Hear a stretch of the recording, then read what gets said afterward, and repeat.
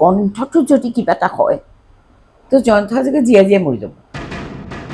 এই জুবিনৰ ঘটনাটো হোৱাৰ কাৰণে মোৰ গোটেই জীৱনৰ বস্তুখিনি ৰিকল হৈছে এজন মহালয়াৰ দিনা ঘৰ এৰি গুচি গৈছে আৰু এজনক মহালয়াৰ দিনা আমি লৈ আনিছোঁ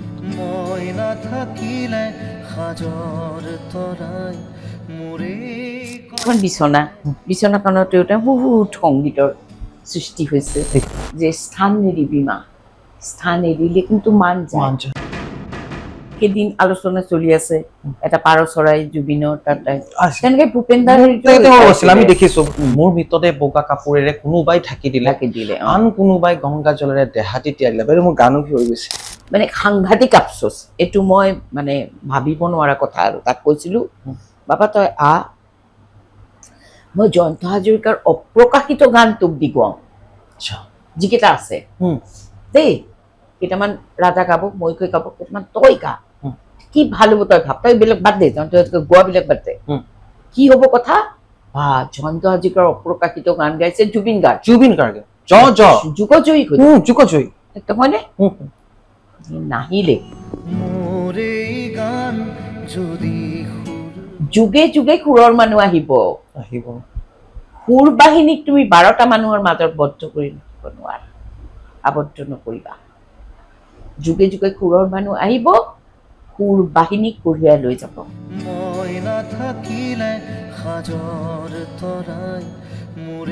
দেখি আছো জয়ন্ত হাজৰিকা যদি আজি 47 বছৰলৈকে জীয়া আছে জুবিন কিয় নাথাকিব জুবিনেও থাকিব এনেকৈ 50 বছৰ জীয়াই স্বাগতম প্ৰিয় দৰ্শক আপোনালোকে চাই আছে কাৰেণ্ট অসম শৰৎ যদিও সৃষ্টিৰ উৎস কিন্তু শৰৎ সদায় ক'ৰবাত নহয় ক'ৰবাত অসমীয়া সংগীত ক্ষেত্ৰখনৰ বাবে বিষণ্ণতাৰ চাপ এৰি থৈ আহিছে এই বিষণ্ণতা আৰম্ভ হৈছিলে যেতিয়া আমি দৰদী সংগীত শিল্পী জয়ন্ত হাজৰিকাক হেৰুৱাইছিলোঁ সেইগৰাকী জয়ন্ত হাজৰিকা যিগৰাকী জয়ন্ত হাজৰিকাই অসমীয়া সংগীত জগতত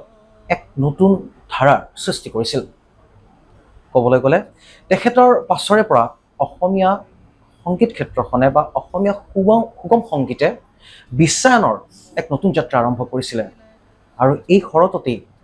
আমাৰ মাজৰ পৰা হেৰাই গৈছিল নিচেই কম বয়সতে জয়ন্ত হাজৰিকা তাৰ পাছত শৰৎ আৰু হেমন্ত এই বিশেষ ঋতুতে আমি হেৰুৱাইছিলোঁ সুধাকণ্ঠ দত্ত ভূপেন হাজৰিকা লক্ষণৰ দিশটো হ'ল আমি সুধাকণ্ঠ ভূপেন হাজৰিকাৰ জন্ম শতবাৰ্ষিকী বছৰজোৰা প্ৰস্তুতিৰে আমি পালন কৰি আছোঁ কিন্তু তাৰ মাজতেই শোকাহত কৰি অসমবাসীক শোকাহত কৰি এই শৰততেই হেৰাই গ'ল জুবিন গাৰ্গ আজি জুবিন গাৰ্গ কেন্দ্ৰিক কিছু আলোচনা কৰিম কিন্তু আজি এক বিশেষ দিন আৰু এই বিশেষ দিনটো য'ত আমি হেৰুৱাইছিলোঁ অসমৰ এক উজ্জ্বল নক্ষত্ৰ সেয়া হৈছে জয়ন্ত হাজৰিকা যাক সকলোৱে ৰাণাদা বুলি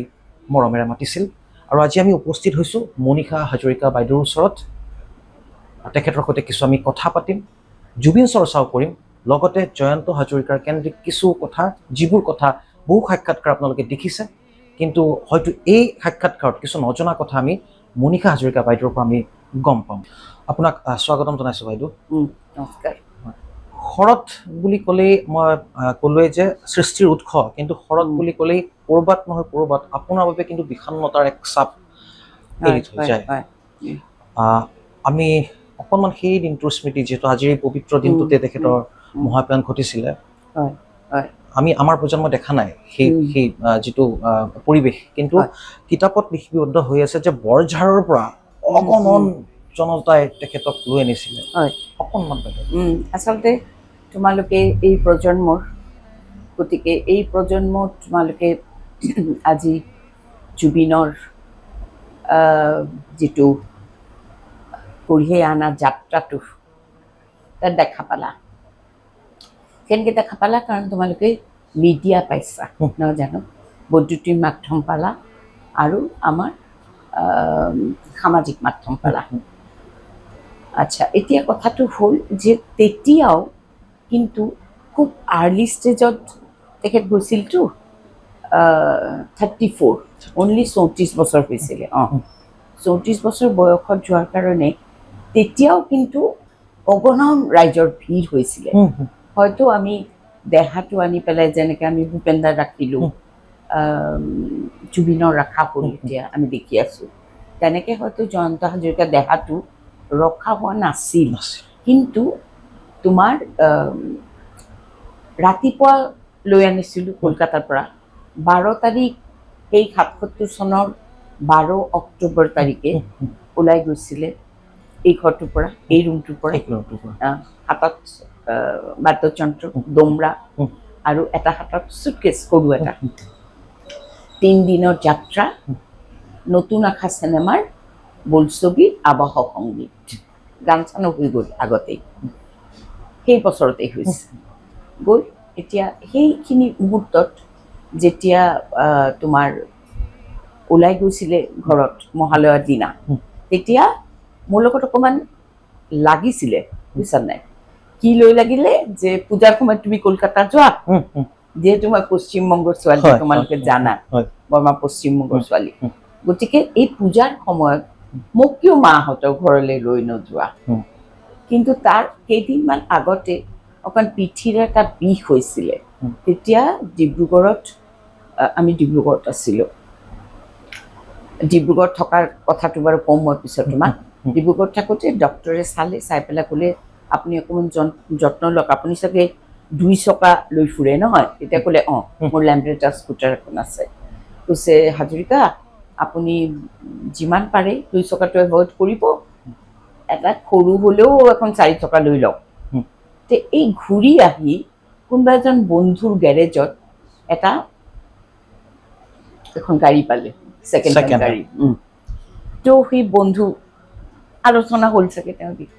ক'লে এইটো পৰি আছে যা কিবা এটা দিবি আৰু লৈ যা বুলি পেলাই হেৰল্ড কাৰ এটা তেতিয়াৰ হেৰল্ড কাৰ আছিলে অঁ হেৰল্ড কাৰ এটা লৈ গুচি আহিলে তাই সেইটোকতো ভাল কৰিব দিলে এতিয়া তেওঁৰ কথা হ'ল যে সেই গাড়ীখন ভাল কৰিব দিলোঁ মই পূজাৰ সময়তে তোমাক আৰু ৰাজাক লৈ ফুৰিম পূজা দেখুৱাম দেই গতিকে এইবাৰ তুমি যাব নালাগে তোমাৰ অলপ দুখ লাগিছিলে যিমানে যি নহওক পূজাৰ সময়তে মাৰ ঘৰত যাবলৈ এটা হেঁপাহ থাকে তাৰপিছত মই যি নহওক সেইটো মানি ল'লোঁ তেওঁ গ'লগৈ 12 তাৰিখে এইকাৰণেই কৈছিলে যে মই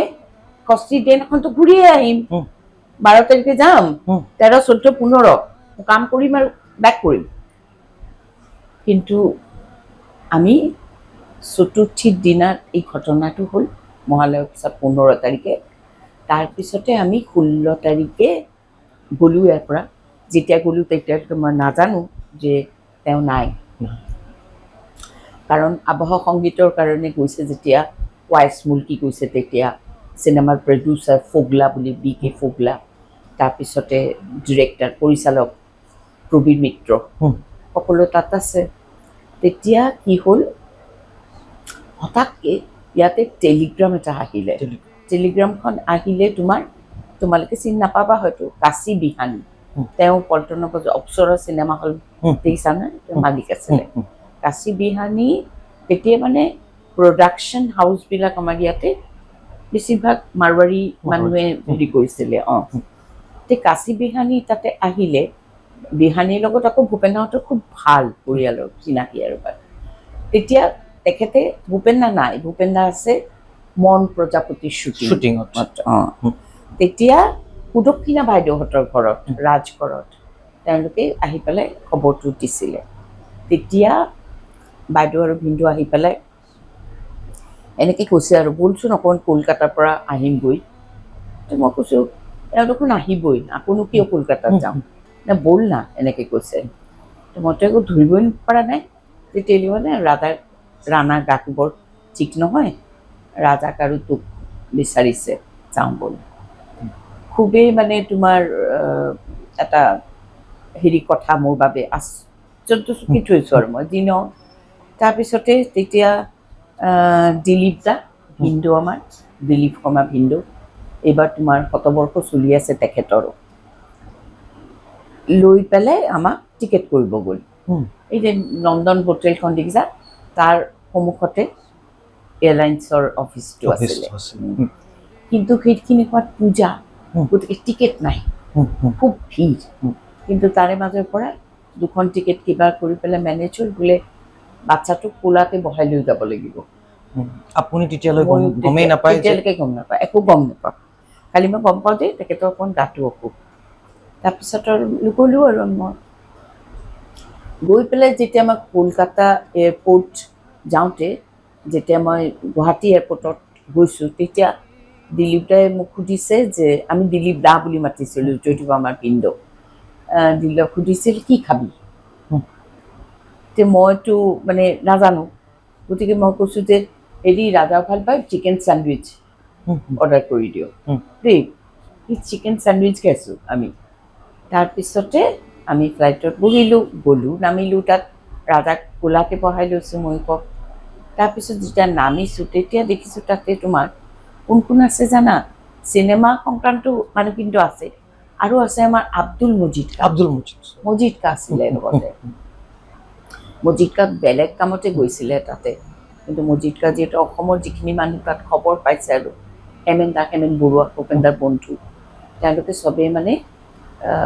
কলকাতাত আছে আৰু আমাৰ ঘৰত মজিদ কাই মানে গোটেই বাটটো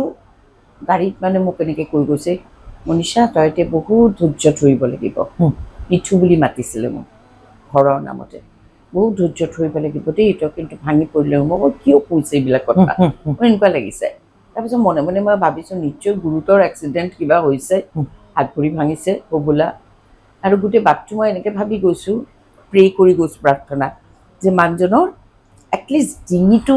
যাতে একো নহয় কণ্ঠটো যদি কিবা এটা হয় তো জয়ন্ত হাজৰিকা জীয়াই মৰি যাব গতিকে কণ্ঠটো ভগৱান তুমি কণ্ঠটো ভালে ৰাখিবা মানুহজনৰ এনেকৈ মানে প্ৰে কৰি গৈ আছোঁ মই আমাৰ ঘৰ গৈ পালোঁ আমাৰ ঘৰ মানে এইটো ভূপেন্দাৰো ঘৰ পাৰা একেটা পাৰা গল্ফ ক্লাব ৰোড টালিগঞ্জ আমাৰ একেটা পাৰাৰ বাসিন্দা আমি এই গৈ পেলাই ঘৰত যেতিয়া নামিছোঁ তেতিয়া মানে দেউতাই একদম কান্দি পেলাই মোৰ দৰ্জাখনৰ সন্মুখতে এনেকৈ বহি গৈছে ভাঙি পৰিছে আৰু গৈ পেলাই কৈছে আমৰা ৰানাকে বাঁচাতে পাৰলাম না এই শব্দষাৰ মোৰ এতিয়াও মানে কেতিয়াবা কাণত বাজি থাকে দেই তাৰপিছতে মই মানে থৰ লাগিছোঁ কি হৈ আছে চিনেমাৰ দৰে মই মানে একো ধৰিব পৰা নাই তাৰপিছতে আৰু চহী লাগে কোনোবা পেপাৰ আনি দিছিলগৈ পোষ্টমৰ্টম কৰিব চহী লাগিব মই এইবিলাক কথা তোমাক আজি কৈছোঁ যে কিয় বেছি ফ্ৰেছকৈ ক'ব পাৰিছোঁ জানা এই জুবিনৰ ঘটনাটো হোৱাৰ কাৰণে মোৰ গোটেই জীৱনৰ বস্তুখিনি ৰিকল হৈছে আকৌ কাৰণ একেটাই সময় সেইদিনাখন জন্মদিন আছিলে 20 তাৰিখে ছেপ্টেম্বৰৰ জয়ন্ত হাজৰিকাৰ 19 ছেপ্টেম্বৰ তাক লৈ আনিছোঁ আমি জুবিন দাৰ ঘৰত আচ্ছা তেতিয়া মই ভাবিছোঁ সেইটো দিনো মহালয় এজন মহালয়ৰ দিনা ঘৰেদি গুচি গৈছে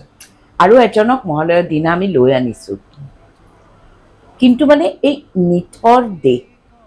এওঁক মই ষষ্ঠীৰ দিনা লৈ আনিছিলোঁ ইয়াক মহালয়ৰ দিনা কিন্তু গোটেই পৰিৱেশটো পূজা তাৰপিছতে জানো মই বহুত দিন মূৰ্তি চোৱাই নাছিলোঁ দেৱী মা এটা অভিমান হৈ গ'ল যে আমিনো সাধাৰণ মানুহ কিনো বিচাৰিছিলোঁ একোতো সাংঘাতিক একো বিচৰা নাছিলোঁ এই তোমাৰ যিটো সাংস্কৃতিক জগত তাতে দুটা এটা গান গাইছে এখন চিনেমাৰ মিউজিক কৰিছে তেতিয়া বহুত মানে তোমাৰ হেৰি হৈ যায়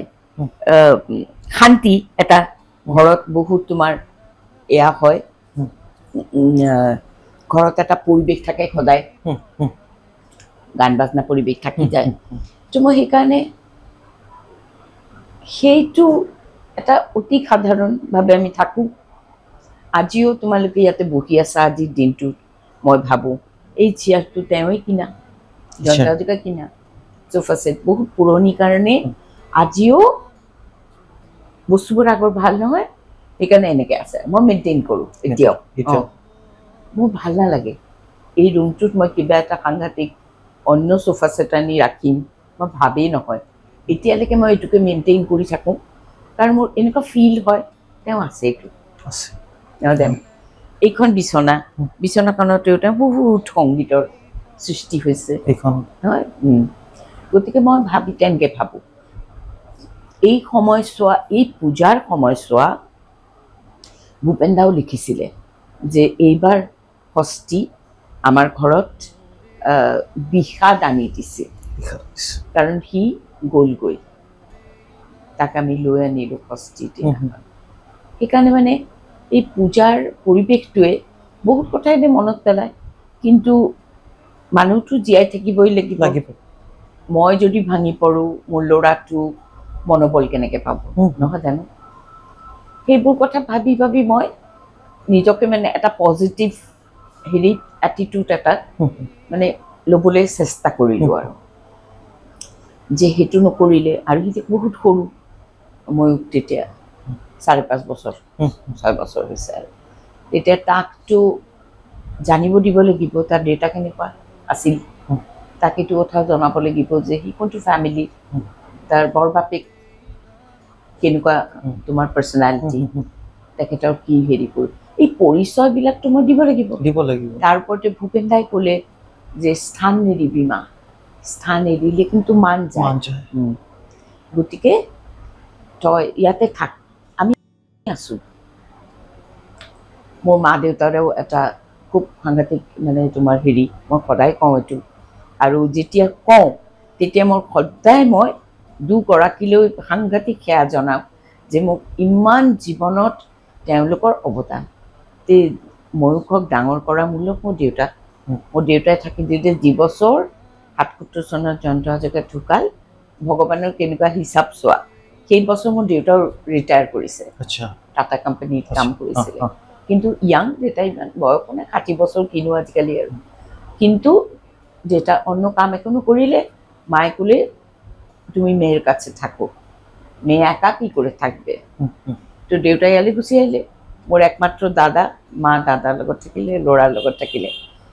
তো ধৰা মই মনে মনে ভাবোঁ যিটো সময়ত বয়সত, বৃদ্ধ বয়সটো এইবিলাক লাহে লাহে তেতিয়া, কিন্তু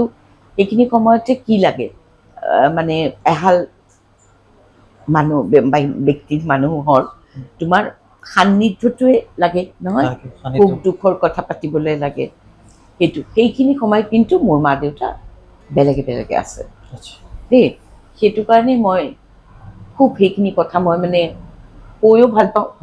আৰু মই নিজে অনুভৱ কৰিব খোজোঁ আকৌ গৈ থাকোঁতে যে মা দেউতাৰ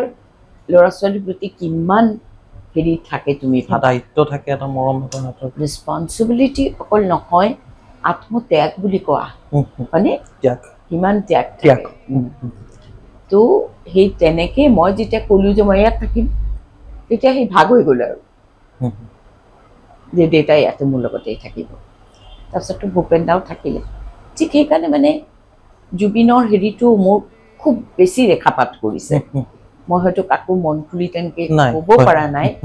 কিন্তু মই খালি গৰিমাক কৈছোঁ যে গৰিমা এইবিলাক কপালৰ লিখন,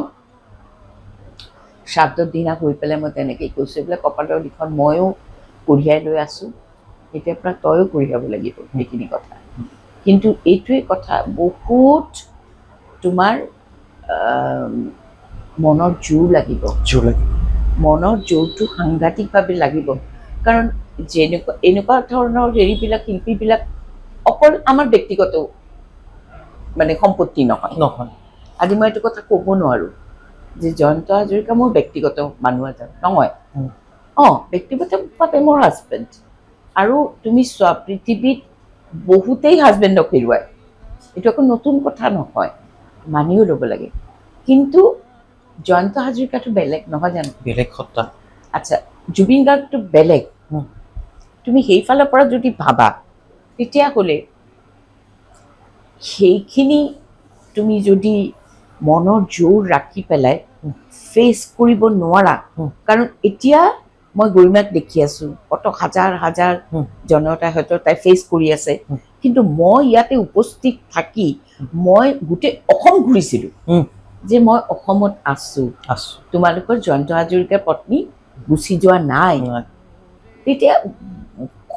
মানে অসংখ্য ঠাইৰ পৰা মোৰ নিমন্ত্ৰণ আহে, মই বুজি পাওঁ কিয় আহিছিলে, চাব খোজে যে সঁচাকৈ মানুহগৰাকী গুচি গ'ল নেকি। বহুত প্ৰশ্নৰ সন্মুখীন হৈছোঁ মই, আপুনি সঁচাই থাকিবনে অসমত। তেনেকৈও আমি ফেচ কৰিছোঁ মই। কিন্তু সেই প্ৰথমতেতো আৰু গান গোৱা নাছিলোঁ নহয়, কিন্তু অসমৰ মানে চব জেগাতে মেল মিটিং, এডি চেডি চব জয়ন্ত হাজৰিকা সোঁৱৰণি শ্ৰদ্ধাঞ্জলি অনুষ্ঠান, তাত মই যাব লগা হৈছে উপস্থিত থাকি দেখা দি হুম। প্ৰতিয়ন মানে হেৰি কৰিব লগা হৈছে সকলোকে যে মই ইয়াতে আছো আৰু মই দেখিলো যে মই জয়ন্ত হাজৰিকাৰ সৃষ্টিখিনি যদি মই তোমাৰ সংৰক্ষণ কৰিব নোৱাৰো বা নৱপ্ৰজন্মৰ মাজতে বিলাই দিব নোৱাৰো তেতিয়া ভগৱানে মোক ক্ষমা নকৰে এইটো মোৰ মানে এনেকুৱা এটা গভীৰ দায়িত্ব হৈ গ'ল জানক যে মই কোনোদিন জীৱনত মই ভাবাই নাই আজি কেইদিনমান আগতে ইন্দ্ৰজিতে জন্মদিনত ৰেডিঅ' প্ৰগ্ৰাম এটা কৰিছোঁ এতিয়া জুবিনৰ এই ইনচিডেণ্টটো হোৱা নাই আগতীয়াকৈ 19 তাৰিখে বহিছিলোঁ আমি 19 তাৰিখে এইটো ঘটনাৰ আগতে ৰাতিপুৱা বহিছোঁ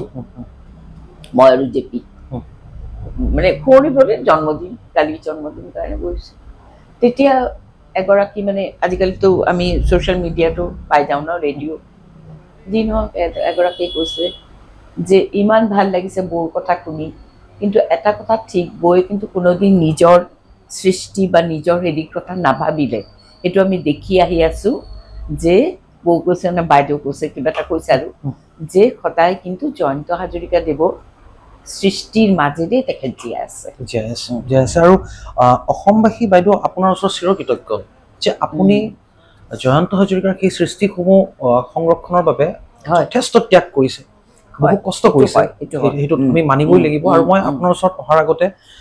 কিছু মানুহক আপোনাৰ পৰা সমল লৈছিলোঁ বিভিন্ন জনক সুধিছিলোঁ আৰু তেওঁলোকে সেই এটা কথাই কৈছিলে যে সেইখিনি সময়ত বহু মানুহ আহিছিলে গুণমুগ্ধ অজস্ৰ আহিছিলে কিন্তু তাৰ পাছত এনেকুৱা পৰিৱেশ হৈছিল নে আপুনি অকলে যুঁজিব লগা হৈছে কণমানি ময়ূক দাও তেতিয়া যথেষ্ট সৰু তেওঁ ময়ূক দাৰো পঢ়া শুনাৰ কথা আৰু আটাইতকৈ ডাঙৰ কথা যে গান এটা সংৰক্ষণ কৰাটো বিৰাট টান এতিয়াতো বহুতখিনি ধৰা মানে সমল আমি পাওঁ নহয় জানো তেতিয়াতো একোৱেই নাই নহয় আজিৰ পৰা মই 48 বছৰ আগৰ কথা দেই তেতিয়া তুমি কেনেকৈ ৰাখিবা গানখিনি প্ৰথমতেতো বহুত যুদ্ধ কৰি পেলাই তোমাৰ ৰেডিঅ'ৰ পৰা গানবোৰ লৈ গৈছোঁ লৈ গৈ পেলাই তোমাৰ কাৰণ জয়ন্ত হাজৰিকা জীয়াই থাকোঁতে LP ৰেকৰ্ড নাছিলে তেতিয়া তোমাৰ হেৰিৰ যুগ আছিলে ন ৰেকৰ্ডৰ যুগ আছিলে এটা সময়তে কি হ'ল থালি ৰেকৰ্ডবিলাক তেওঁলোকে ডিষ্ট্ৰয় কৰি দিলে HMVয়ে মাষ্টাৰ ভইচে ডিষ্ট্ৰয় কৰি পেলাই EP ৰেকৰ্ড কৰিলে তেতিয়া সেইবোৰ ৰেকৰ্ড কিন্তু তোমাৰ হেৰি মানে ব্ৰেকেবল নহয় আনব্ৰেকেবল উলিয়ালে এই আগৰখিনি ব্ৰেকেবল আছিলে থালিৰ দৰে যে কৰিলে ভাঙি যায় কিন্তু পিছৰ যে EP ৰেকৰ্ড যিবিলাক ক'লে চাৰিটা গানৰ যেনেকৈ ভূপেনদাৰ ধৰা জয়ন্ত হাজৰিকা ভূপেনদাৰ একেলগে ওলাইছে ভূপেনদাৰ লিখা জয়ন্ত হাজৰিকাৰ সুৰ এই যিবোৰ গান শ্বিলঙৰ মনেচা লিণ্ডো মাঘত দেখোন উৰুকা নহয় নতুন পুৰুষ এইবিলাক গান চব ভূপেনদাই লিখা জয়ন্ত হাজৰিকা সুৰ কৰা তেতিয়া EP এখন ওলালে দুই ভাইকৰ আচ্ছা তাৰপিছতে আকৌ এটা ওলালে অটো ৰিক্সা চলাওঁ আমি দুয়ো ভাই আকৌ হেৰি তাৰে লগতে ওলালে তোমাৰ এই দুটা গান চুচুক চামাককৈ দীপালী জনীয়ে কিয় চিত্ৰলেখা এইবোৰ এখন EP ওলালে তেনেকে এই EP ফৰ্মেটটো আহিলে হ'ল কেইদিনমান পিছত তোমাৰ কেছেট আহিলে নহয় কেছেটৰ পৰা লাহে লাহে গৈ CD আহিলে CDৰ পৰা এতিয়া আমি ডিজিটেল পেন ড্ৰাইভতে গান শুনো যি নহওক সেই যে তোমাৰ এটা ইটোৰ পৰা সিটোলৈ এটা যাত্ৰা নহয় পৰিক্ৰমা এটা এই পৰিক্ৰমাটোৰ কাৰণেও কিন্তু মোৰ বহুতখিনি মানে তোমাৰ এফৰ্ট দিব লগা হৈছে ৰেডিঅ'ৰ পৰা মই লৈ গৈছোঁ লৈ গৈ হিজমা চফাজ কলকাতাত বহি এডিট কৰিছোঁ তাতে আছিলে অসমীয়া আমাৰ মহেশ মল্লভোজৰ পৰা বুলি তেখেতে এডিটৰ আছিলে তেতিয়া তেখেতৰ লগত বহি গানবোৰ চব এডিট কৰিছোঁ এডিট কৰি সেইবিলাক LP ৰেকৰ্ডত আনিছোঁ ডাঙৰ যে মস্ত LP ৰেকৰ্ড 8টা তেনেকে জয়ন্ত হাজৰিকা 3খনমান ওলাইছিলে ৰেকৰ্ড LP তাৰপিছত যেতিয়া কেছেটৰ যুগ আহিলে তেতিয়াতো তোমাৰ যত HMV যত গান আছিলে আগৰ চব এইবোৰ আহি গ'ল কিন্তু সেই বস্তুখিনি মই ভাবোঁ মই যদি তেতিয়া ধৰা সেইখিনি কাম কৰি নথলোঁ হয় আজিতো ইউটিউবত পোৱা নগ'ল হয় আজি এইকাৰণে ধৰা নতুন প্ৰজন্ম গান এটা পটকে ইউটিউবত পাই গৈছে ন, শিকিব পাৰিছে শিকিব পাৰিছে, সেইবিলাক কাম কৰিব লগা হৈছে। আৰু সেইখিনি মানে তোমাৰ প্ৰণালীবদ্ধভাৱে কৰাটো কাৰণে স্বৰলিপিৰ দৰকাৰ হ'ল। এই 2000 চনত মই স্বৰলিপি কৰাইছো, নন্দ বেনাৰ্জীয়ে কৰি দিছে। 25টা গানৰ কৰাইছিলো, এতিয়া আকৌ ওলাব আৰু কৰিছো। কিন্তু সেই 25টা গান কৰি লৈ মই অসমৰ ইপ্ৰান্তৰ পৰা সিপ্ৰান্তলৈ মই গান শিকাইছো স্বৰলিপিৰে সৈতে, যাতে জয়ন্ত হাজৰিকাৰ জনপ্ৰিয় গীতবোৰ নতুন প্ৰজন্মই শুদ্ধভাৱে শিকিব পাৰে। এইটো বৰ ডাঙৰ ইম্পৰ্টেণ্ট আৰু যিহেতু তোমাৰ খুব জনপ্ৰিয় বিৰাট পপুলাৰ আৰু আজিও প্ৰাসংগিক, আজিও আমি শুনো আৰু খুব ৰিলেক্স ফিল কৰো। কিছুমান গান মোৰ মিনতি তৰা হয় যদি বা তেখেতৰ যিটো ষ্ট্ৰাকচাৰ মায়াময় ৰূপালী জোনাক, বৰ ক'বলৈ গ'লে আচলতে বৰ্ণনাতীত তেখেতৰ যিটো এক্সপ্ৰেছন। তাৰে হয়তো কিছু গীত বেলেগৰ সুৰৰো আছে, জে পি দাসৰ সুৰ আছে, আমাৰ হেৰিৰ সুৰ আছে, জগদীশ বৰুৱাৰ সুৰ আছে, জনি জোচেফৰ সুৰ আছে। কিন্তু সেই সুৰবিলাক যে জয়ন্ত হাজৰিকাৰ নিজৰ সুৰৰ বাহিৰেও কৈছো আৰু মই প্ৰাণ পাই উঠিছে সেইটো ডাঙৰ কথা নহয়। জে পি এতিয়াও কয় যে মই সুৰ কৰিছিলো, কিন্তু ৰাণাদা নাগালে সেই সুৰবোৰ জানো লোকে শুনিলে হয়, নুশুনিলে কিন্তু তেওঁৰ নিজৰ সৃষ্টি যিখিনি, এইখিনিতো তোমাৰ একেবাৰে ধৰা সৰুৰে পৰাইতো কৰিছে। চেমনীয়া চৰাৰ পৰাই গান গাইছে ৰেডিঅ'ত, তাৰপিছত তোমাৰ ভূপেনদাৰ লগত প্ৰত্যেকটো ষ্টেজতে বাদ্যযন্ত্ৰ সংগত কৰিছে, গীটাৰ বজাইছে, ডাফলি বজাইছে। তাৰপাছত তোমাৰ যেতিয়া নিজে ৰেকৰ্ড কৰিলে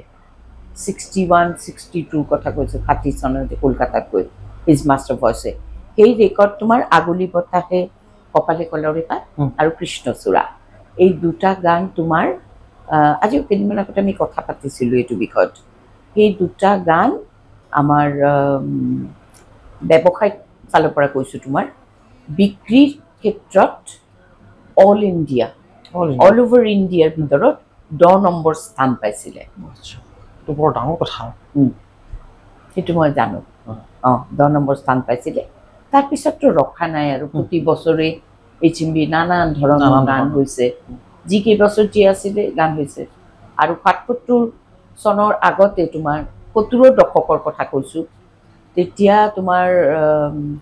৭১ চনৰ পৰা ৭৭লৈকে ধৰা 5খনকৈ বোলছবি অসমীয়া চিনেমা। তাৰ আগতে বহুতেই মুম্বাইলৈ লৈ যাব খুজিছে, তোমাৰ শৰীৰ চৌধুৰী লৈ যাব খুজিছে, আহে তাৰ পৰা আহে তোমাৰ মিউজিচিয়ান কিছু হেৰি, কাৰণ তেতিয়াতো প্ৰায় প্ৰতি বছৰে মুম্বাইৰ শিল্পীসকল আহিছিলে, ভূপেনদাও আনিছিল, কিশোৰ কুমাৰ আহিছে, আশা ভোছলে আহিছে, লতাজি কেইবাবাৰো আহিছে, তেনেকৈ গান ইয়াতে হৈছিলে অনুষ্ঠানবোৰ। এই অনুষ্ঠানবিলাক হৈ থাকোঁতে তেতিয়া মানে মানুহবোৰ আমাৰ ঘৰত আহে নহয়, আহি পেলাই কয়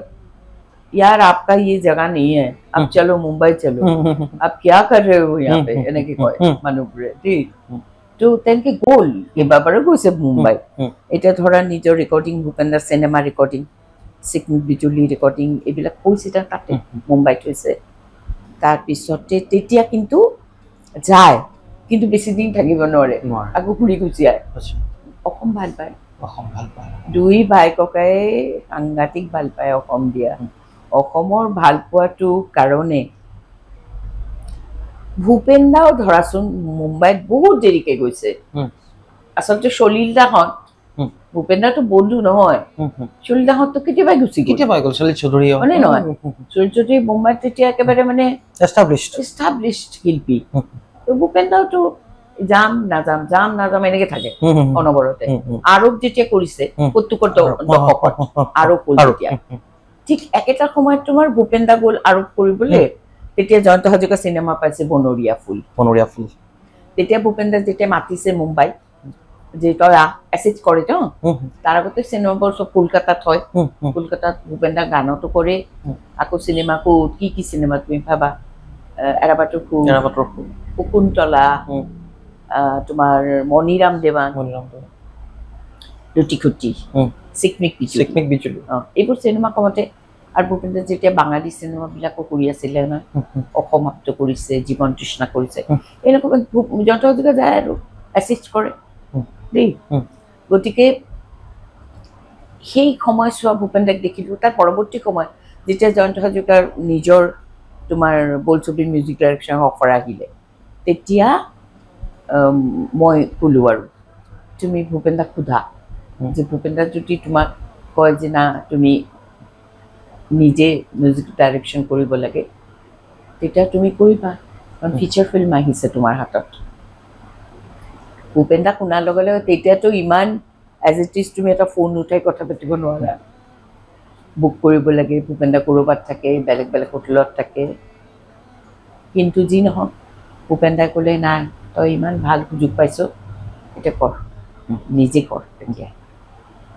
তেতিয়াৰ পৰা তোমাৰ এই কৈছোন 5টা বছৰ 6টা বছৰ, তাৰ মাজত তোমাৰ কি কি চিনেমা হৈছে, বনৰীয়া ফুল, বৃষ্টি, ধৰ্মকায়, তোমাৰ নিয়তি, নতুন আশা 5খনকে বলছো। নতুন আশাখন আধৰুৱা হৈ থাকে, নতুন আশা পুৰা কৰিছে, পুৰা হৈছে। এই আকাশ বৰদিশা আৰু যদি মিলুমান, হেমন্ত দত্ত হয়। হেমন্ত দত্ত এইবাৰ আমি যিটো অনুষ্ঠান কৰিম, হেমন্ত দত্তৰ হেৰিত কৰিম। এতিয়া মই মানে 2 দিন পিছুৱাই কৰিছোঁ, কাৰণ 15 তাৰিখটো বহু ঠাইৰ পৰা শ্ৰদ্ধাঞ্জলি অনুষ্ঠান হয়। কিন্তু আজি যে 15 তাৰিখে আমি আপোনাক পাইছোঁ, এইটো আমাৰ বাবে ভাগ্যৰ কথা বাইদেউ। কিন্তু কিছু সংযোগ বুলিয়ে ক'ম নে কি বুলি ক'ম, যেতিয়া ভূপেন হাজৰিকাই সুধাকণ্ঠই মন প্ৰজাপতিৰ নেকি শ্বুট কৰি আছিলে, তেতিয়া এটা কলা বৰ্ণৰ পখিলা আহি পৰিছিলে। জয়ন্ত হাজৰিকা বেয়া খবৰটো, অনাকাংক্ষিত খবৰটো পোৱাৰ আগতেই অমৰ হাজৰিকা নিশ্চয় সেই খবৰটো দিছিলে, যিমান দূৰ মই তথ্য পাইছো। মই মানে এইবিলাক তুমি যেনেকে শুনিছা ময়ো সেনেকে শুনিছো, কাৰণ মইতো তেতিয়া মোৰ মানে কি অৱস্থাত মই আছো মই নাজানো আৰু, কিন্তু তুমি যেনেকে শুনিছা। কিন্তু ভূপেন দাৰটো মোৰ মনত আছে, যেনেকে এইকেইদিন আলোচনা চলি আছে এটা পাৰ চৰাই জুবিনৰ তাত, তেনেকে ভূপেন দাৰ আমি দেখিছো, কাৰণ সেইটো আমি পাইছো বাৰু। আৰু লগতে চিকমিক বিজুলী এটা গীত আছিলে, মৃত্যু সাৱটি সমাধিতলীত অকলে আছো শিশুই, এইটো সংবাদ শুনাৰ পিছত ভূপেন দা চিঞৰি চিঞৰি আমাৰ ওপৰৰ চোতালত সেই গানটো মই কিয় তাক গাব দিলো বুলি কান্দিছিলে। কথাখিনি মাধুৰাই মই গোটেইখিনি দৰ্শক কম, আচৰিত ধৰণে দোস্ত হাবিবুৰ ৰেহমান একেলগে এই সুৰটো কৰিছিলে। তাৰপিছত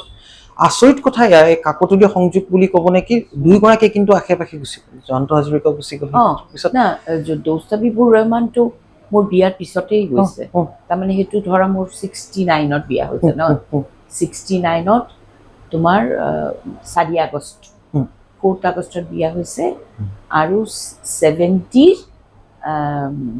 তোমাৰ হেৰি আগষ্টত 13 আগষ্টত দোস্ত হাবিবুৰ গৈছে। তাৰমানে একদম 1 বছৰো নহয়, পুৰা 1 বছৰ। কিন্তু দোস্ত হাবিবুৰ ৰেহমান একচুৱেলি মানে ভূপেন দাহঁতৰ লগত মই দেখিছিলোঁ এই মাছখোৱাৰ আমাৰ যিবিলাক মুছলিম ফেমিলি, মানে ফখৰুদ্দিন আলি আহমেদৰ পৰা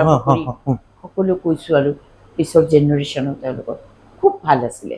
সম্বন্ধবিলাক। ইভিন এনেকুৱাও আছিলে, এনিমা বাইদেউ বুলি আমি কৈছিলোঁ, ফাৰুক আছিলে, তোমাৰ জামাল ফেমিলি আছিলে, এইবিলাক মোক থৈ যায় তাতে, মই বাইদেউহঁতৰ লগত থাকোঁ, তেওঁলোকে ফাংচন কৰিব যায়, আকৌ ঘূৰি আহোঁতে মোক তাৰ পৰা লৈ আহে, মানে এনেকুৱাও দেখিছোঁ। সুদক্ষিণা বাইদেউহঁতৰ লগতো দেখিছোঁ, মানে সেই এটা দেখিছোঁ মই, মানে মিল দেখিছোঁ। এতিয়া মৃত্যু সাৱটি সমাধিতলীত কথাখিনি আধৰুৱা হ'ল। মৃত্যু সাৱটি সমাধিতলী একচুৱেলি তাৰ অকণমান আগৰ পৰা মই যদি তোমাক কওঁ, তাৰ আগৰ চিনেমাখন আছিলে লটিকটি। মই ক'ৰবাত লিখিছোঁ, এইটো আৰ্টিকেলে লিখিছোঁ, 2টা গান কেনেকৈ হৈছে। এই 2গৰাকী শিল্পীৰ ভাই ককাইৰ মাজত মিলটো কৈছোঁ, আৰু তোমাৰ মানে বুজা পৰাটো, আণ্ডাৰষ্টেণ্ডিংটো কেনেকুৱা। এতিয়া তাৰ আগতে সাংঘাতিক মানে তোমাৰ একোটা অমৰ গান, আৰু এটা হ'ল তোমাৰ লটিকটিৰ এই গানটো, কোনে কয় মই অকলশৰীয়া, মই আৰু মোৰ চাহ, এই গানটো তোমাৰ জয়ন্ত হাজৰিকাই এদিন এটা হিন্দী গান কিশোৰ কুমাৰৰ তেখেতে ফেন আছিলে কিশোৰ কুমাৰৰ হিন্দী গান এটা কৰি আছিলে হিন্দী গানটো আছিলে তোমাৰ হেৰি जिन रातों की भोर नहीं है आज ऐसे ही रात आई আচ্ছা বুলি পুৰৰ হেৰি এতিয়া সেইটো গান গাই ভূপেন্দ্ৰ ঘৰত কলকাতাত যে এটা মিউজিক ৰুম নিচিনা আছে য'ত জয়ন্ত হাজৰিকা থাকে ৰাতি আৰু ভূপেন্দ্ৰ কিনাৰৰ কথা সৰু জাগা লাগে ভূপেন্দ্ৰ শুবলৈ কজি এখন সৰু ৰুম হ'লে ভূপেন্দ্ৰ ভাল পায় ইয়াতো আমাৰ নিজৰ পৰা ওপৰ ভূপেন্দ্ৰ ৰুমটো তেনেকৈ আছিলে তাৰপিছত যি নহওক যে গান গাই থাকোঁতে ভূপেন্দ্ৰ ৰুমৰ পৰা ওলাই আহিলে ওলাই আহি পেলাই কৈছে তোক আচোন গা কা আগত সুটো মোক কিবা লাইন এটা হাঁহিছে তাৰ পৰা গা লগে লগে আকৌ গালি কিয় কি হ'ল বুলি কৈছে তেতিয়াতো ভূপেন্দ্ৰই কৈছে যে ন ইয়াৰ ওপৰত আমি এটা গান হৈ গ'ল দেই আমি লুটি খুটি গান তাই তেতিয়া আমি অনবৰতে লগত থাকোঁ আৰু লুটি খুটি অভিনয় কৰিছোঁ হেৰিও কৰিছোঁ গানো গাইছোঁ তেতিয়া মানে জয়ন্ত হাজৰিকাৰ সেই গানটোৰ ওপৰতে গানটো ভূপেন্দ্ৰই লিখি পেলালে পুৰা সুৰটোৰ অকণমান মানে তুমি যদি মই গাই দিওঁ এনেকে তেতিয়া তুমি গম পাবা যে মিল আছে जिन रातों की भोर नहीं है आज ऐसी ही रात आई तो মই আৰু মোৰ চাম দুয়ো ৰে লগৰীয়া বুজিলানে এই মানে টাচ টু তাৰপিছতো কৰিলে বাকীখিনি ভূপেন্দ্ৰ কৰিলে মানে সেইটো বস্তু তই গাবি যা এই গানটো তয়ে গাবি লুটি গতি কথা হৈ গ'ল তাৰপিছত ৰেকৰ্ডিঙৰ সময়তে আমাৰ টেকনিচিয়ান ষ্টুডিঅ' আমি ৰেকৰ্ডিঙত কৈছোঁ তেতিয়া ভূপেন্দ্ৰ তাতে ঘূৰি আছে আৰু গানটো গুণগুণাই আছে খোজকাঢ়ি ঘূৰি আছে দেই গানে চব মিউজিচিয়ান ৰেডি গান হ'ব এতিয়া কোনে গাব জয়ন্ত হাজৰিকা ভূপেন্দ্ৰ পটকৈ গৈ পেলাই যিটো ছিংগাৰ বুথ থাকে নহয় তাত গৈ পেলাই জয়ন্ত হাজৰিকাক কৈছে যে ৰাণা এটা কথা হ'ল নহয় গানটোতো মই তোক ক'লোঁ হয় কিন্তু চিনেমাখনৰ আন কেইবাটাও গান অকুৰ মুখত অকু মানে বিজয় শংকৰ দাস এক্টৰ বিজয় শংকৰ দাস অকুৰ মুখৰ কিন্তু মোৰ কণ্ঠতে আছে এতিয়া যদি হঠাৎকৈ অকুৰ মুখত এটা বেলেগ এটা কণ্ঠ আহি যাব এইটো মেটচ নকৰিব বস্তুটো বেয়া লাগিব কাপচাৰা লাগিব এওঁ লগে লগে ভাবিছোঁ মই তেতিয়া আমি আছোঁ আৰু উপস্থিত তাতে এওঁ কিন্তু লগে লগে এগ্ৰি কৰিছে এইটো একদম ঠিক কথা কৈছ তই দেই কিন্তু তাত মই দেখা নাই যে কিবা এটা ক্ষোভ হ'ল বা অভিমান হ'ল মোক গাব দিলে গানটো এতিয়া নিজেই গায় ভূপেন্দ্ৰ ক'লে এইটো মই গাব লাগিব জানো অকুৰ কণ্ঠৰ গান এইটো গালে ভূপেন্দ্ৰ গালে এইটো মাষ্টাৰ পিচ এটা হ'ল কথা গ'ল তাৰপিছত চিনেমাখন আহিলে চিকমিক বিজুলী মোৰ এনেকুৱা লাগেই জানা মই কোনেও কোৱা নাই জয়ন্ত হাজৰিকাও কোৱা নাই আজিলৈকে ভূপেন্দ্ৰও কোৱা নাই কিন্তু মই ভাবোঁ যে এই যে চিকমিক বিজুলীৰ মৃত্যু সাৱটি গানটো ভূপেন্দ্ৰই যে লিখি পেলাই জয়ন্ত হাজৰিকাক ক'লে যে তই গা তই ঘূৰ কৰ এইটো কিয় কৰিলে মোৰ এতিয়াও এনেকুৱা ভাৱ হয় জানক যে চাগে ভূপেন্দ্ৰৰ খুব বেয়া লাগিছিলে সেই কথাটো নিশ্চয় যে টোটালি ভাইকটো গাব দিলোঁ আৰু লাষ্ট মমেণ্টত গৈ পেলাই মই গালোঁ হয় দেই ক'ৰবাত চাগে এটা তোমাৰ মনত এটা আক্ষেপ থাকি গ'ল ভূপেন্দ্ৰৰ আৰু সেই কাৰণেই চাগে এই গানটো কমপ্লিটলি জয়ন্ত হাজৰিকাক কৰিব দিলে একেবাৰে বাইদেউ এই গানটোৰ কিছু লাইন আছে মোৰ ভিতৰতে বগা কাপোৰেৰে কোনোবাই ঢাকি দিলে আন কোনোবাই গংগা জলেৰে দেহাতি তিয়াই দিলে বাইদেউ মোৰ গানো কি হৈ গৈছে দিয়ক এক জ্বলন্ত প্ৰতিচ্ছবি আমি গানটোৰ জৰিয়তে তেখেতৰ যিটো এক্সপ্ৰেছন সেই গানটোত হামিং পাৰ্টছখিনিও যদি আমি চাওঁ কোৰাছ গোটেই এৰেঞ্জমেণ্ট তেখেতৰ নিজৰে প্ৰায় হামিং তামিঙৰ গোটেই মুম্বাইত কাৰণ সেইখন ছবি গান চব মুম্বাইতে হৈছে তোমাৰ এক নম্বৰ গান তোমাৰ হেৰি ভাবা সুমন কল্যাণপুৰৰ ভূপেন্দ্ৰ গাইছে এইটো গান তোমাৰ মুকেশৰ গান আছে পক্ষীৰাজ ঘোঁৰা গাইছে কিশোৰ কুমাৰ আশা ভোসলে মিলনৰ এই শুভক্ষণ সেইটো গাইছে ভূপেন্দ্ৰ আৰু সুমন কল্যাণপুৰ আৰু মুকেশ গাইছে ঘৰ আমাৰ মাটি হয়, ঘৰ আমাৰ মাটি হয়, মাটি এইটো ঘৰ, মাটিয়ে ঘৰ। আৰু জয়ন্ত হাজৰিকা গাইছে মৃত্যু সাৱতী। প্ৰত্যেকটো গানেই কিন্তু বম্বেত ৰেকৰ্ডিং হৈছে, মুম্বাইত হৈছে। গতিকে সেইটো তোমাৰ সেইখিনি সময়তে ভূপেন্দ্ৰ মুম্বাইৰ তোমাৰ গানবিলাকৰ তোমাৰ মিউজিক আমি যিটো এৰেঞ্জাৰ বুলি কওঁ, অনিল মুহলে তেখেতে কৰিছিল মেক্সিমাম গানত। তাৰে লগতে কেতিয়াবা কেতিয়াবা ৱাইচ মুলকিয়েও কৰিছে গৈ পেলাই, কিন্তু ৱাইচ মুলকি তেতিয়া ফুল টাইম কলকাতাত থাকে। সেইকাৰণে জয়ন্ত হাজৰিকাৰ চব চিনেমাৰ গানৰ তোমাৰ এৰেঞ্জাৰ ৱাইচ মুলকি, এটা বুজা পৰা আছিলে, আণ্ডাৰষ্টেণ্ডিং আছিলে দুয়োৰে মাজতে। তো ভূপেন দা তেতিয়া এই চিকমিক বিজুলী গোটেইকেইটা গান যেতিয়া কৰিলে, তেতিয়া জয়ন্ত হাজৰিকা গৈছে যদিও তেতিয়া সেই ডুমৰাটো বজাই এইখন চিনেমাত বোলছবিখনত অভিনয় কৰিছে জয়ন্ত হাজৰিকা। ডুমৰা বজাই পেলাই জয়ন্ত হাজৰিকাক দেখুৱাইছে চিনেমাখনত। ভাল লাগিল আৰু গম পাই। বাইদেউ এইখিনিতে আপোনাক জানিব বিচাৰিম, আমি জয়ন্ত হাজৰিকাৰ যিসমূহ গীত বা তেখেতে কম্প'জ কৰা যিসমূহ, তাত এক নতুন ধাৰা আমি পাওঁ। অসমীয়া ইমান কম সময়তে তেখেতে ইমান বাদ্যযন্ত্ৰ প্ৰথম কথা তেখেতে আয়ত্ব কৰিছিলে, আৰু তেখেতৰ মিউজিক বোৰত এটা ফিউজন বুলি আমি কওঁ, সেইখিনি সময়তে সাংঘাতিক ধৰণে গীটাৰৰ পিছেই হওক তেখেতৰ সেই কাম কৰা আমিতো দেখা নাই। এইটো মই কি ভাবো জানা, এইটো চাগে ভগৱান প্ৰদত্তই হ'ব লাগিব, তাকে ঐশ্বৰিক। কাৰণ এই বস্তুটো মই সলিল দাৰ ক্ষেত্ৰতো দেখিছিলোঁ। মই সকলোকে কওঁ দেই, সলিল চৌধুৰীৰ বস্তু তুমি চাবাচোন, ইউনিক বেলেগ ধৰণৰ। সেই বস্তুটো মই যিটো কলকাতাত দেখিছিলোঁ, মই কলকাতাৰ পৰা অসমত আহি মই বেলেগ বেলেগ ধাৰা দেখি আছো না। মাজতে মই দেখিছোঁ দক্ষিণা বাইদেউহঁতে জ্যোতি সংগীত চৰ্চা কৰি আছে, বিষ্ণুৰাভাৰ গান কৰি আছে, তাৰে লগতে দিলদাৰ ৰবীন্দ্ৰ সংগীতো কৰি আছে, তাৰপিছতে তোমাৰ নজৰুল সংগীত কৰি আছে। ভূপেন দা নিজে গান লিখিছে, সুৰ কৰিছে, গাইছে, এটা বেলেগ ধাৰা। আৰু ভূপেন দা ষ্ট্ৰং কলমেৰে ভূপেন দা লিখি আছে। তাৰে মাজত মই দেখি আছো জয়ন্ত হাজৰিকা মিঠা মাদকতা ভৰা, ঠিক আছে। আৰু তোমাৰ এতিয়া মোৰো কি কৰিছে, কিয় কি কৰিছে,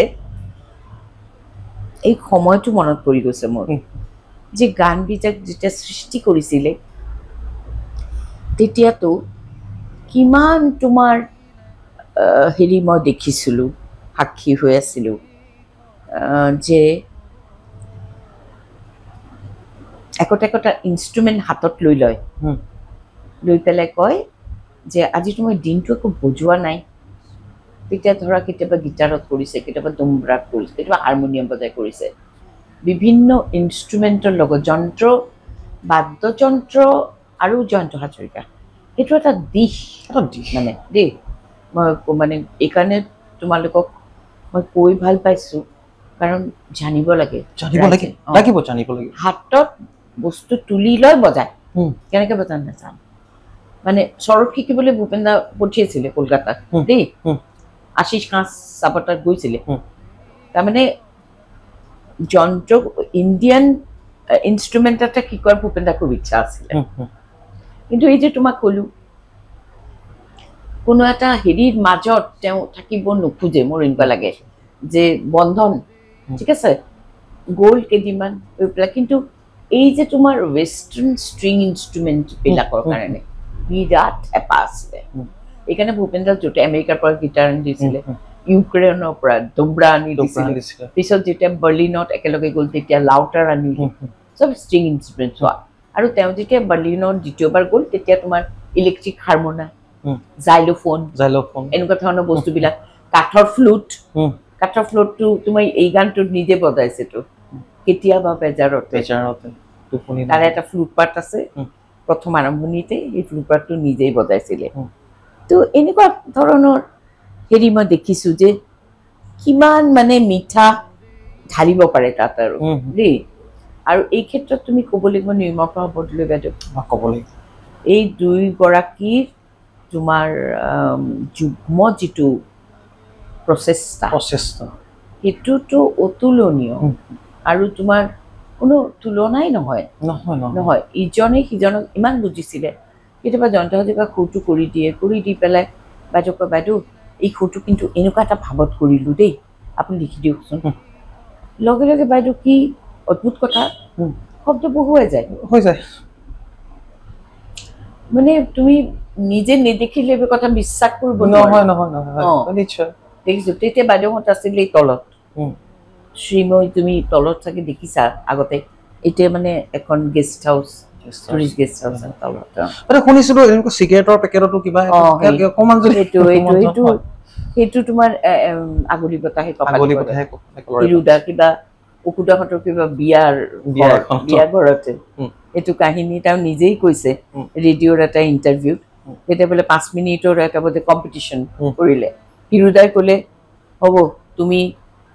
নিৰ্মলা বাইদেউ কৈছে বাইদেউ কৈছে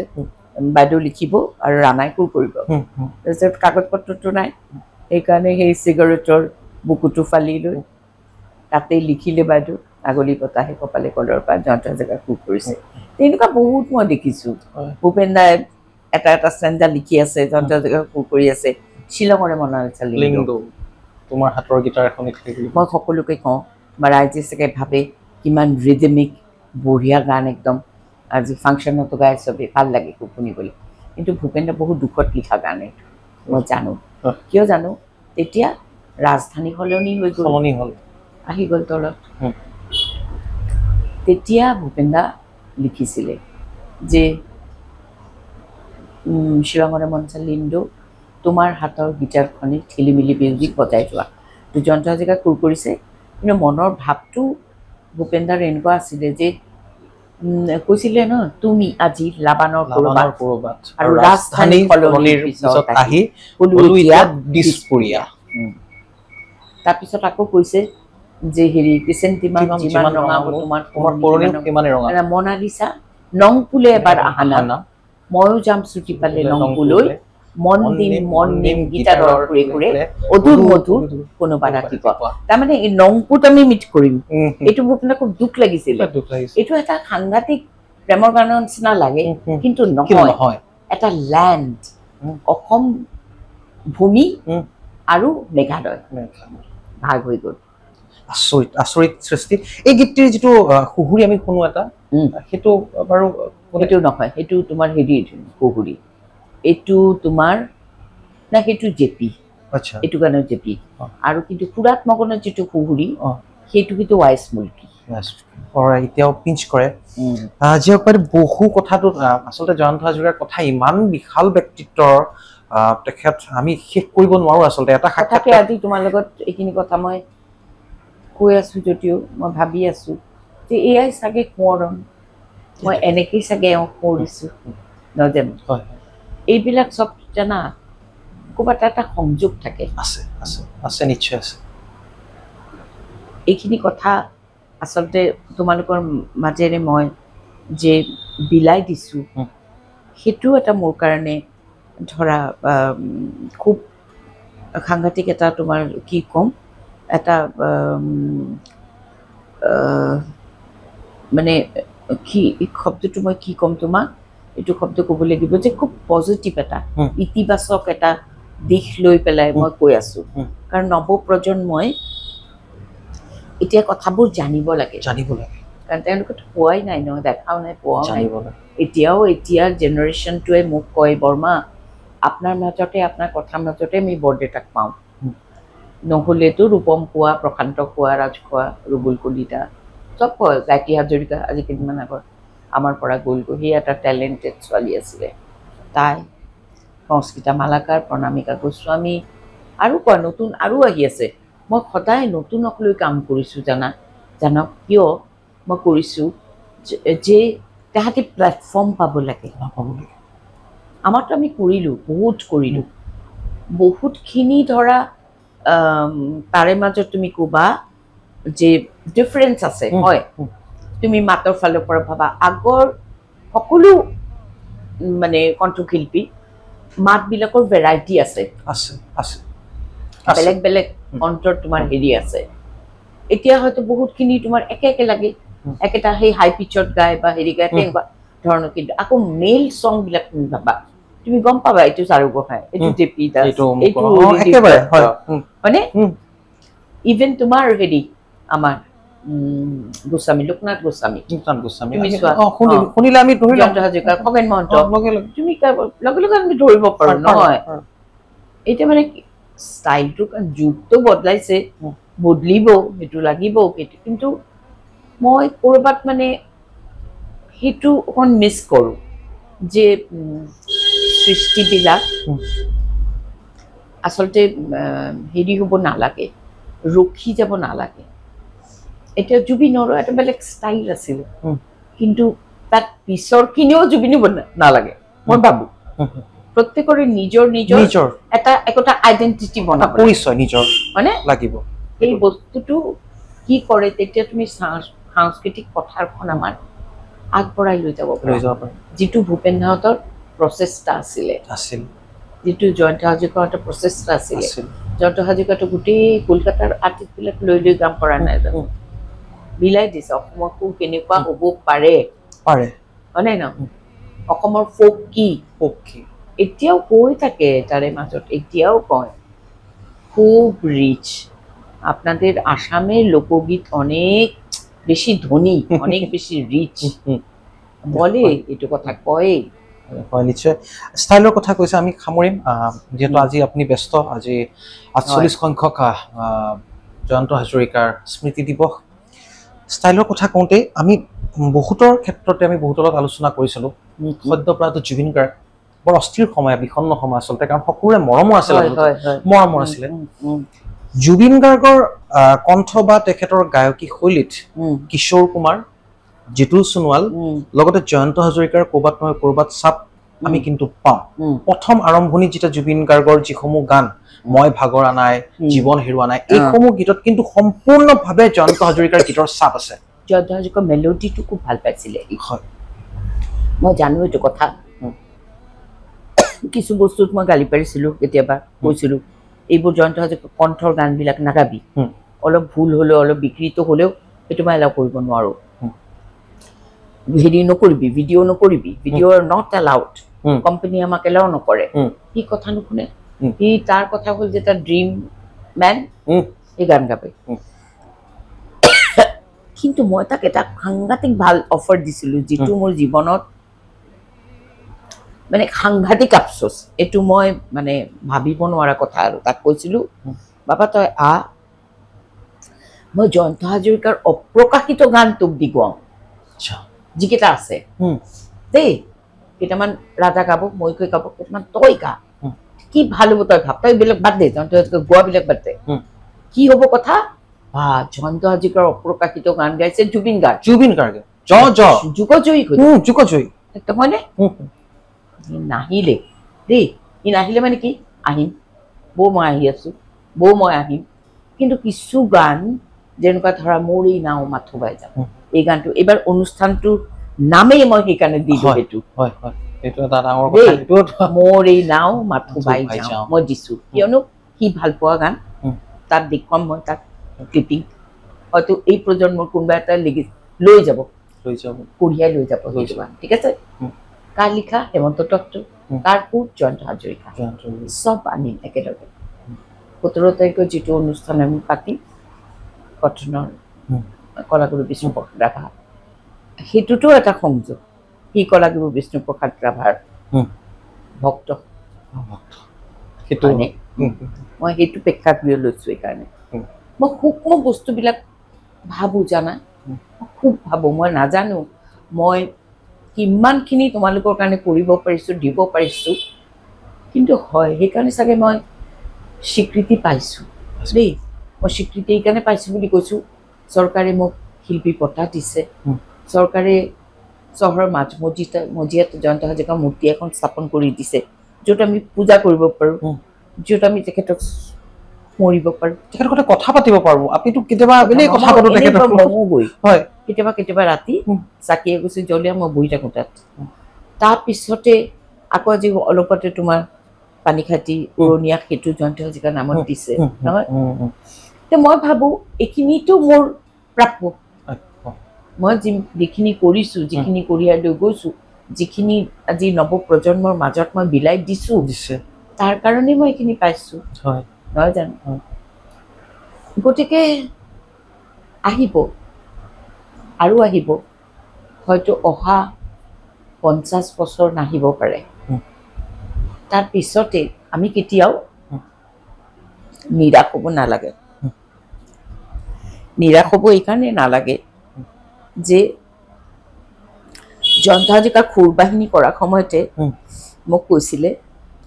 যে মই যেতিয়া কৈছিলোঁ খুৰ বাহিনী কৰি আহি পেলাই বঢ়িয়া এতিয়া খুৰ বাহিনী আমি এটা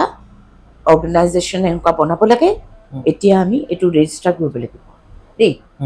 অল ইণ্ডিয়া কৰিবা বুলি কৈছা নহয় তুমি তেতিয়াহ'লে আমি চবতে যাব লাগিব ক'ব লাগিব গতিকে এইটোৱে ক'ব লাগিব ন' বুলি কৈ দিছে ন' যুগে যুগে খুৰৰ মানুহ আহিব খুৰ বাহিনীক তুমি 12টা মানুহৰ মাজত বদ্ধ কৰি ৰাখিব নোৱাৰা আবদ্ধ নকৰিবা যুগে যুগে খুৰৰ মানুহ আহিব খুৰ বাহিনীক কঢ়িয়াই লৈ যাব তুমি ভাবা এই ৭৭ চনত বহি এই কাৰ কথা মোক জয়ন্ত হাজৰিকা কৈ গৈছে সেইকাৰণে মোৰ খুৰ বাহিনী কোনো ৰেজিষ্ট্ৰেশ্যন নাই আজিলৈকে কিন্তু খুৰ বাহিনী আছে সঁচাকৈ মিৰাকল এয়া ভগৱানে আচলতে তেওঁলোকক পঠিয়াই দিছে কিন্তু আমি বৰ আক্ষেপ কৰোঁ যে যদি জয়ন্ত হাজৰিকা আজি থাকিলেহেঁতেন জুবিন গাৰ্গৰ সৈতে কি যে নতুন সৃষ্টি হ'লহেঁতেন হয়তো এয়া দুৰ্ভাগ্য বুলিয়ে কম নে ভগৱানে একেলগে সকলো বস্তু নিদিয়ে তাক লৈ আমি হয়তো ভাবি ল'ব লাগিব কিন্তু যিয়ে হওক আমি আশাবাদী আকৌ অসমলৈ ঘূৰি আহক সুধাকণ্ঠ আকৌ অসমলৈ ঘূৰি আহক জয়ন্ত হাজৰিকা আকৌ অসমলৈ ঘূৰি আহক জুবিন গাৰ্গ মই খুব পজিটিভ মই বাৰে বাৰে কৈছোঁ তোমাক আহিব নিশ্চয় আহিব হয়তো বেলেগ এটা ৰূপত আহিব বেলেগ ধৰণে আহিব বেলেগ তোমাৰ ধাৰালৈ আহিব হয়নে আহিব আমি হয়তো নাপাম তোমালোকে পাবা নিশ্চয় কিন্তু এটা কথা সঠিক জুবিন গাৰ্গৰ মহাপ্ৰাণৰ পাছত এখন ছবি সেইখন অসমবাসীয়ে দেখিলে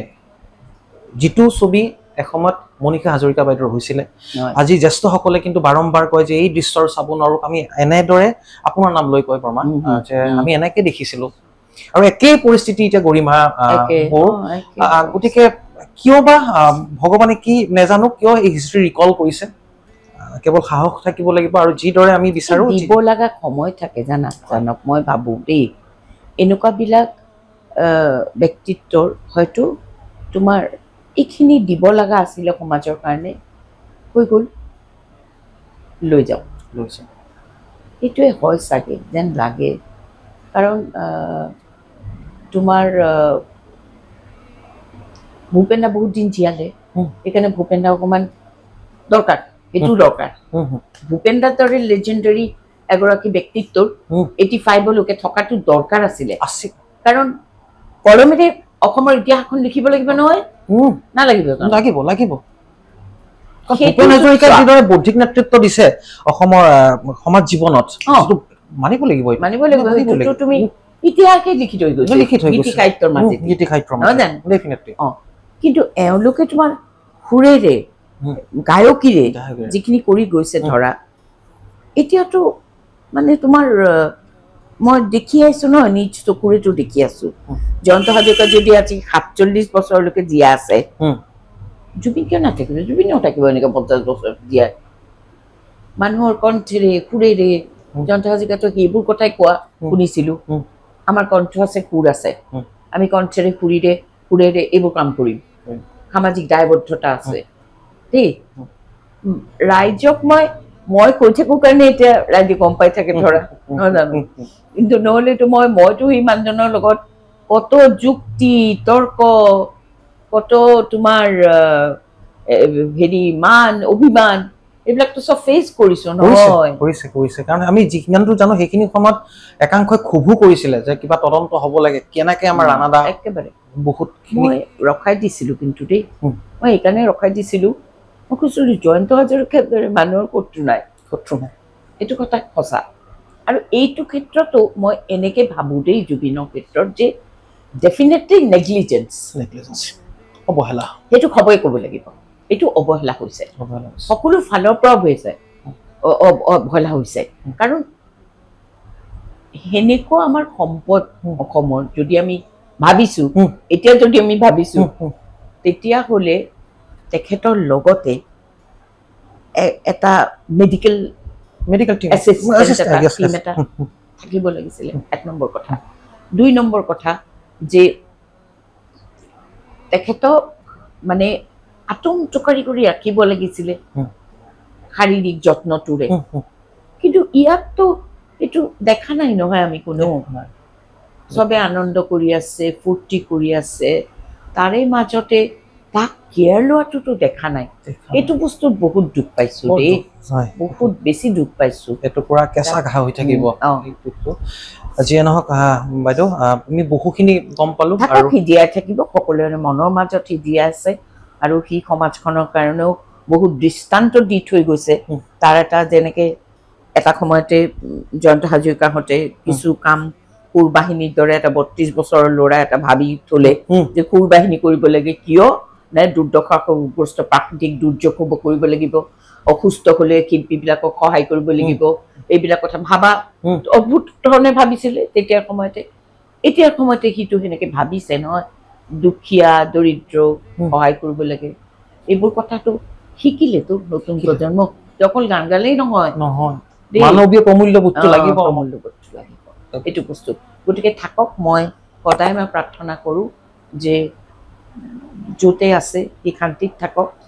তাক আমি সদায় আমাৰ মনৰ মাজত আমাৰ প্ৰাণৰ মাজত আমি ৰাখিম আৰু তেনেকৈ সি জীয়াই থাকিব এই মই নাভাবোঁ এইবিলাক মৃত্যু অপৰাজয় এইবিলাক মৃত্যু তোমাৰ হেৰি নাই মই সদায় কওঁ কেতিয়াও হ'ব নোৱাৰে দেই যুগ যুগ জীয়াই থাকে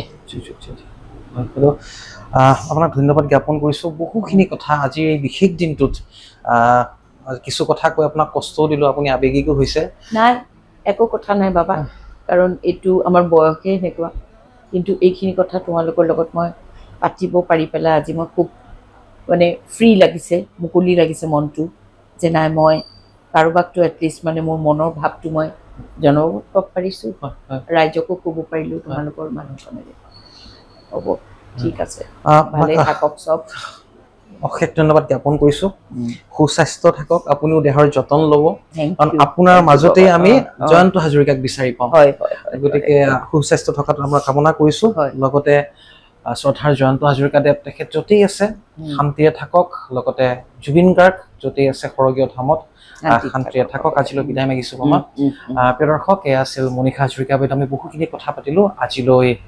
এৰিছোঁ আৰু এনেকুৱা অনুষ্ঠান চাই থাকিবলৈ আমাক ফ'ল' কৰিব কাৰেণ্ট আছাম আমি GTPL আৰু GTPL 977 আৰু জিঅ' প্লেটফৰ্মতো উপলব্ধ কেৱল চাই থাকিব কাৰেণ্ট আছাম ধন্যবাদ